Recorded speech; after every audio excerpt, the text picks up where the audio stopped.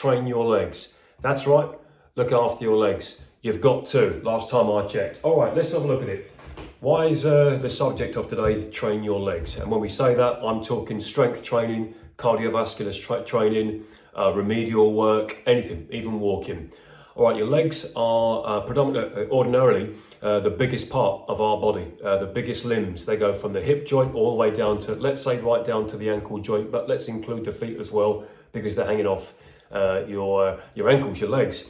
There are approximately 200 muscle groups that sit between the hips and the feet as well, or 200 muscles. Now that's a lot of muscle in the body.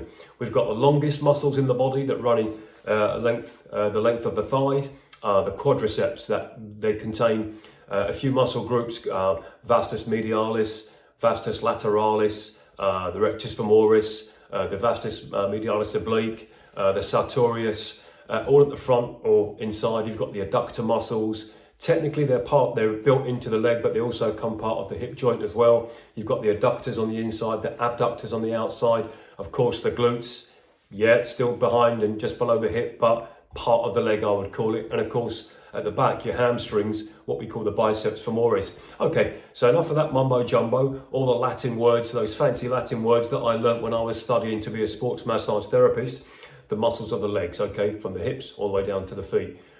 You should train your legs once or possibly twice a week. We train them every day if you go walking anyhow, and that's why the muscles in the calves, the sartorius,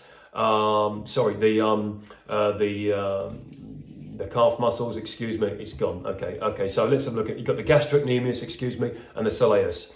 Okay, the gastrocnemius and the soleus, those muscles that sit in the calves, they're taking a pounding on a daily basis. Even if you sit down and work in an office, you've still got to get up to walk around. So that's why you see some people that are really overweight, who don't train, and yet they can have quite big, physically looking big calf muscles, because those little muscles, those muscles in the calves are constantly under strain. They've got to tackle that amount of excess weight that the person's got. So again, you could see someone that's overweight, doesn't exercise, but they've got what look like well-deformed, big, round, strong-looking calves. It's because they're under attack all day with the excess weight. But we should train our legs every day. All right, at least twice a week, but every day in terms of endurance. Walking, running, swimming, cycling. Even golfers who play 9, 18 holes, they're going to train their legs once or twice a week because they're walking around. Even if they've got a trolley or if they're carrying, then they've got their body weight, plus they've got the excess weight in the golf bag. So technically they're training the legs whilst they're playing golf. They're conditioning their legs to be strong and mobile and pliable, but also to get them around 3-4 hours of golf, even in winter. The legs take a lot of movement. They take a lot of stress. They tax your nervous system. Okay, so your nervous system split into two: the sympathetic nervous system and the parasympathetic nervous system. And the sympathetic nervous system switches on when you're getting ready for the infamous leg day. All right, by the way, it's not leg day. No one's training their legs for 9 hours unless you're an endurance athlete. You're a runner, a triathlete, a hiker, a trekker, a climber. It's not leg day, it's leg hour. And if that, it's possibly leg minutes. All right, to give you an idea, if you get in your local gym or your leisure centre and you do 3 to 4 sets of bodyweight squats, or 3 to 4 sets of barbell squats, kettlebell squats, machine leg presses, the time it takes to press your leg or to squat or to deadlift is 1 to 1.5 seconds per repetition. And if you're doing a set of 10, 12 reps, your legs are only under strain for 30 seconds or less. And if you do 3 sets, that's 90 seconds, maximum, 3 sets of 10, that's 90 seconds, just purely from a time perspective, your legs are under strain. Your quadriceps, your glutes, your hamstrings, your calves. So it's not a long time that you spend under the bar or under the machine or on the leg press or holding kettlebells or dumbbells. It's not the time, okay? It's the repetitions and the amount of weight, and of course the technique that's important. Time under tension is part of leg training, but you're not a lot of time under tension. So it's not leg day, it's leg minutes, okay? In some cases, leg seconds. You've got where the muscles run from the hip joint all the way down to the knee, those muscles, the big ones in the middle, in the quadriceps, they're called quadriceps because they've got 4 muscle groups in them. The muscles at the front, the rectus femoris, I've actually torn mine before, back in 2008 and 2009. Quite a painful tear. I think I was out of action completely for 2 to 3 weeks. And then it took me up to 6 months to build the, not just the strength, but to get rid of the sort of physiological inhibition of getting back underneath the barbell. I spent some time having deep tissue massages, resting, stretching. Then I was in the swimming pool, walking in the water to build up that strength back in my legs again after tearing them. And you have to go through a process, but eventually I've got back underneath the bar. All right, so, all right, now, the nervous system requires a lot of electrical signals to go around the body when you're training your legs, especially with big movements like squats, deadlifts, even lunges. Okay, it takes a lot of electrical energies, a lot of nervous energy around the body for you to actually psych yourself up and get underneath a barbell or pick up a heavy dumbbell or hold on to your barbell below you or your trap bar for a deadlift. It takes a lot of nervous energy. It takes a lot of oxygen as well. Your legs are a mile away from your heart and lungs. And to deliver the oxygen to the muscles, over and over again. And bearing in mind, not everybody does 2 to 3 sets. Some people will do 4 to 5 sets of one leg exercise, like a leg press or a squat or a deadlift. Some people will do walking lunges, along your health club or your gym, which could be 10 to 15 repetitions on either leg. In that case, your time under tension is doubled because you're doing a single leg, not a completely single leg, but a hybrid, a meeting point between a bilateral movement and a unilateral movement. A complete unilateral movement, is when it's just one leg. So you lift one leg in the air and you're trying to do a single leg squat or single leg deadlift or half squat. Whereas a hybrid would be like a walking lunge, because although for a split second, when you take that foot off the floor to go forward again, there's always one foot still attached to the floor. So it takes time to do those exercises. And if it is leg day, leg hour, some people will do 3 to 4, even 5 different leg exercises in one day, especially those that are bodybuilding.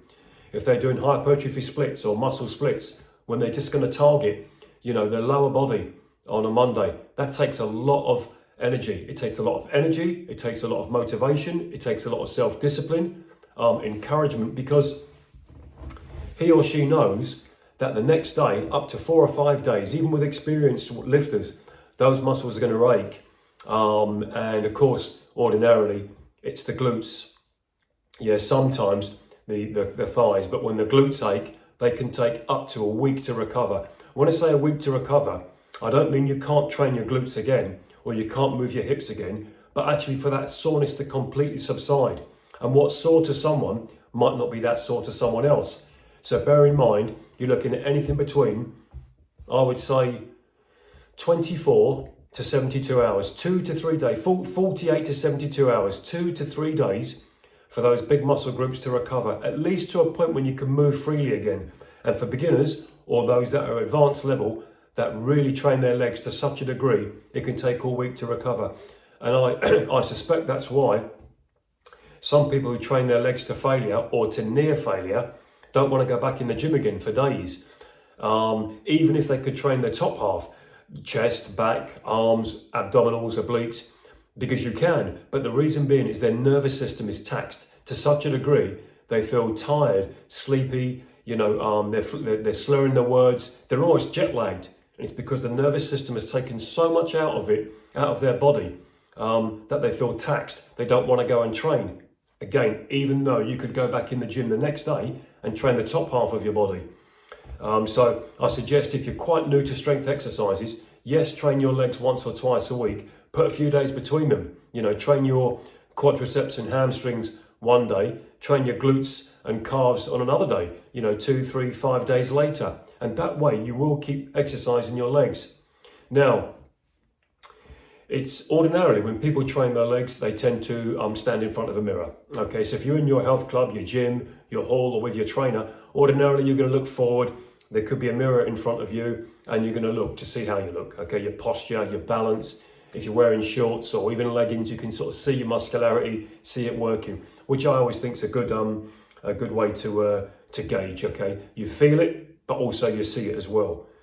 Now, those planes, you're essentially training forward or up or down, where you can always see yourself. Now, granted, you can't see your hamstrings or glutes properly, or even your calves, the back of your calves. You can see the front, what we call the tibialis anterior, those muscles that run down alongside the shin bone. Yes, technically, yeah, almost, part of the calf group of muscles, and you can see those, but you can't really see the back of the calf. I talked about it earlier on, the gastrocnemius and the soleus. You can only see them if you sort of turn around or you're doing some kind of pose in the mirror.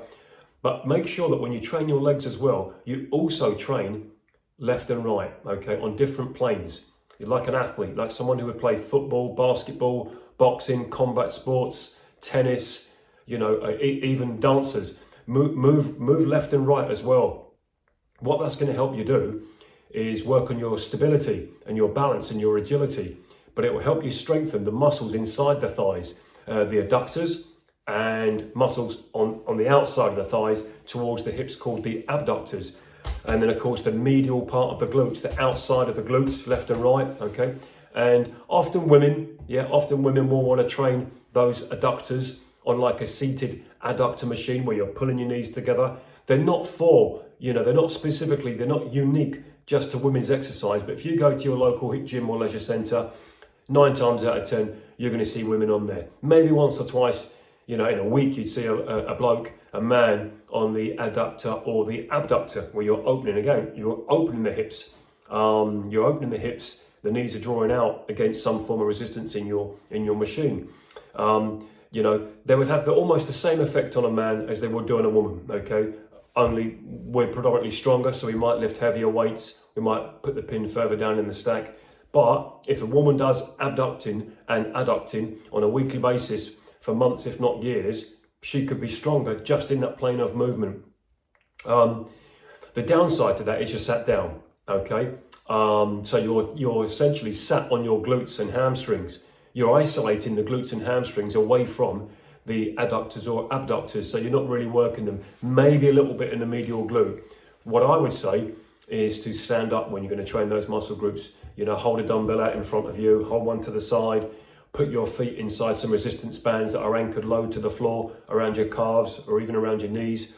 Yeah, you can use therabands like you see in remedial work where you're lying on the floor, face up, hips down. But generally, try and train those muscle groups left to right. You see that's really done well in TRX training, because the TRX suspension straps are essentially, although they've got a fixed point, they are a free path of movement, so you can train all over, left, right, up and down, different angles, left, 45 degrees, 90 degrees, whatever. Now, the next thing is, if you train your legs, this does actually lean towards other parts of the body as well. But if you train your legs in strength training, there's a huge systemic effect.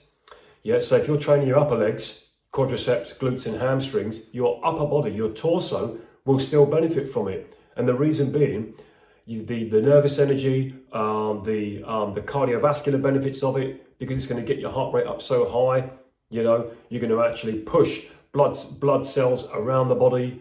It has such a demanding, taxing on the lower half of the body. It also taxes the upper half of the body, even though you're not training, because to do a squat or a deadlift, you've got to brace your abdominals. You've got to make that trunk of your body right down to the abdominals strong and stable in order for you to actually create that coil up or create that strength and that torque in the middle of your body in order for you to correctly move a weight from A to B over and over again. Yeah. I'm not saying that your biceps are going to grow really big, like a bodybuilder, because you're training your legs, but it's certainly not going to make them smaller. Yeah. At the very least, it's going to keep your upper arms in the state that they are. Even better, it could even make them bigger and stronger, because you've got to hold a weight to deadlift. You've got to hold dumbbells, kettlebells, a trap bar, a barbell in front of you. So you're gripping those weights whilst you're training your legs. So remember, when you train your bottom half of your body, the top half of the body benefits from it as well, without actually making specific single joint, isolated moves for like the chest press or the shoulder shrug or the arm curls, things like that. So your upper body does benefit by training the lower body. It can trigger testosterone growth in the body. There's a lot of evidence to say it may not be as high as us men would like to think. Oh, if I train my legs, I'm going to get a six-pack. Doesn't work like that. Okay, you can't strip away fat from a particular part of your body. You can't spot reduce where excess fatty tissue comes from. But certainly your core group of muscles, clavicle to the pelvis and all the way around, that trunk of muscle group will benefit from those big leg exercises. Now, as a beginner in exercise, it's important that you target your legs with cardiovascular exercise as well. Walking flat, walking on a treadmill, walking on an incline, very good. It's good to walk on an incline because it pushes your heart rate up quicker. If you run on a treadmill, that's great, but there's more room for error in terms of slipping, falling, putting excess weight, loading on your knees and your hips and your lower spine, even in your feet and ankles as a beginner. So I say, as a beginner, yes, you can jog on a treadmill for a short period of time. I would say you start by walking and then incline walks where your heart rate goes right up to 75, 85% of its maximal. A zone 2, work on 65 to 75% of your maximal heart rate. You are now training your legs. At the same time, you're training your lungs. You're working the circulatory system, the blood movement, and you're working the respiratory system, your oxygen and gases in and out the body. You're working so many systems. You're working your musculoskeletal system. You're working the nervous system, because the nervous system has to work for you to walk or jog on a treadmill or walk on an incline on a treadmill well. Stationary bikes are good. Personally, I prefer outdoor bikes because I'm an outdoors person, but we can't always get outside on a bike for a number of reasons. So stationary bike, it gets the heart rate up quite quick because you've got that constant force on the muscles in the legs, especially the quadriceps. Spin bikes and things like that, I would say get out of the seat and pedal for 10, 15, 30 seconds to really put those upper leg muscles under some duress. Leg exercises as well by beginners and some people that aren't new to strength training can be neglected, and the reason is it's hard and it's taxing, and it gets you out of breath and makes you ache and gets you sweating. It takes a lot of again motivation maybe, but more so self-discipline training your legs. I'm 6'4" and I've got long thin legs. Okay, you can't see them here, and I've been training them since I was 11 in martial arts, and then switched to basketball and swimming and walking and trekking and climbing and golf. I've done so much with my legs. They're still long, they're still thin, but they're muscular, and they've taken so much of a hammering. It's possibly certain I'm going to end up with some form of arthritis if I've not already got it, because the amount of hammer, the amount of stress my legs have taken, even up to my ripe old age of 55. I know with long thin legs like mine, not just for sports or not just for work as a trainer and a therapist, but also for good quality of my own personal health and longevity, I know that I must train my legs on a regular basis to reap the rewards as I get into my 60s, 70s and touch wood 80s. There's another good reason to train your legs. It might be the first one you thought of, John, Dave, Lisa or Wendy, whoever you are. And that's because when you train your legs, at some point, you're going to look better. You're going to look good. Strong, well-muscled, well-defined legs look great in a nice pair of jeans or a pair of chinos, or if you're a woman in a skirt or a dress, or if you're a woman in a nice pair of leggings or trousers, anything like that. You want good looking legs. You don't want bad looking legs. Now, what's good and bad to the eye is a matter of opinion. What's a matter of a fact? If you've got strong glutes as well, it's a good sign of health, not just physical strength, but health.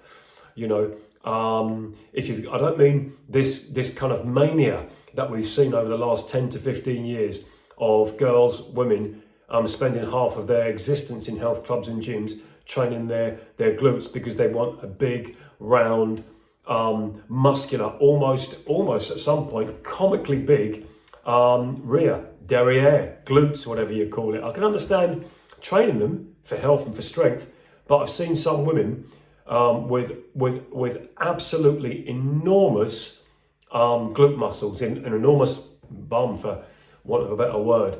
And it looks almost, it looks, no, not almost, it looks completely out of proportion with the rest of their body. Now, guys have predominantly done that who train their chest and back a lot, but don't train their legs.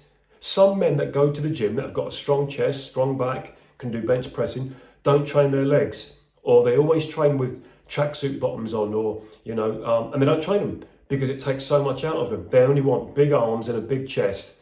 And sometimes if they're disciplined, got good genetics, and also careful with the diet, they may get a flat stomach, abdominal region, or even a 6-pack or 8-pack, but ordinarily not. They just train the mirror muscles, chest, back, biceps, a little bit on the abs. It's better than nothing, yeah? It can even benefit the lower half of the body, because surely they're going to do a warm-up of some description on the treadmill or the bike or the rower or whatever. But yeah, you see guys with great big backs, wide backs, and underdeveloped legs. I don't mean wide backs like a mixed martial artist or a boxer, a combat athlete or a dancer.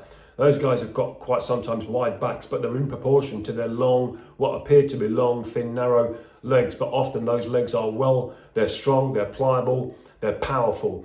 Think someone like Usain Bolt, 6'4", 6'4.5".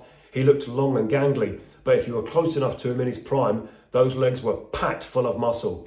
To be that tall in a 100-meter sprint is not the norm. Normally 100-meter sprinters are anything from 5'10" and down, and he was 6'4", I think just over 6'4.5" possibly.